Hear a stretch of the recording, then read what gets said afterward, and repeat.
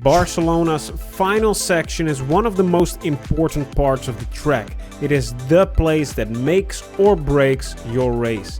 If you can get these corners right, it's smooth sailing all the way down the long main straight.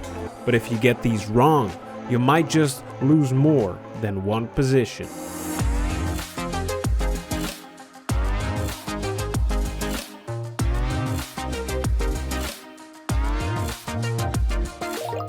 Last week we went over the first 3 corners of Barcelona.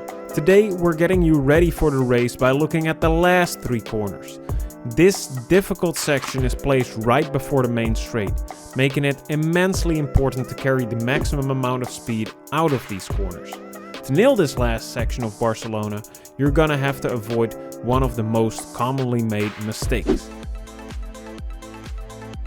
Running too wide out of T13. After the first right-hander, you end up on the left curb.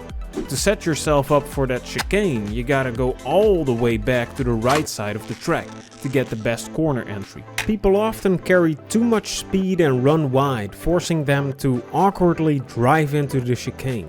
Instead, you want to use all the space to prepare your car for the tight chicane up ahead, and slinging it through there like a graceful dancer. Now let's check out some ways on how to approach this section. In this first example, we're being aggressive and we're not sacrificing any speed to line up our car for the upcoming chicane.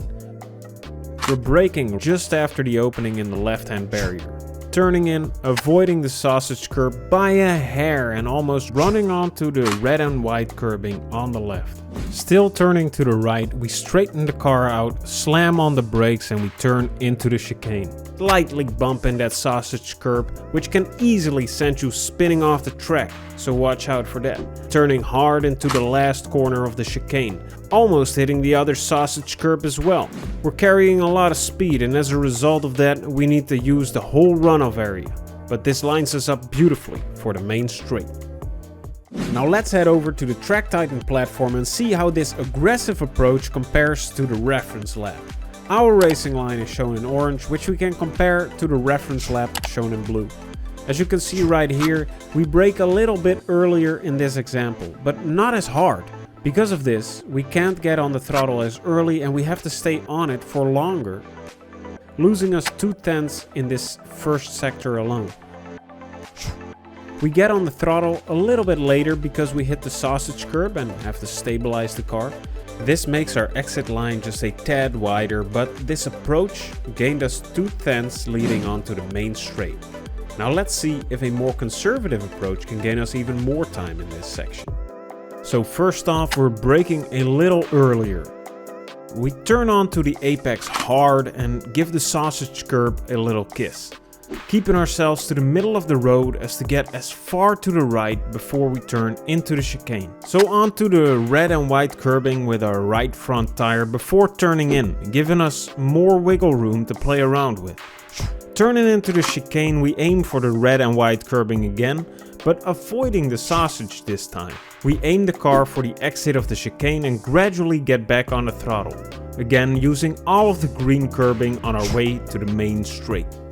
As we can see, this approach was just a little slower in the front of this section, but paid off later on our way to the main straight, gaining us more than half a second.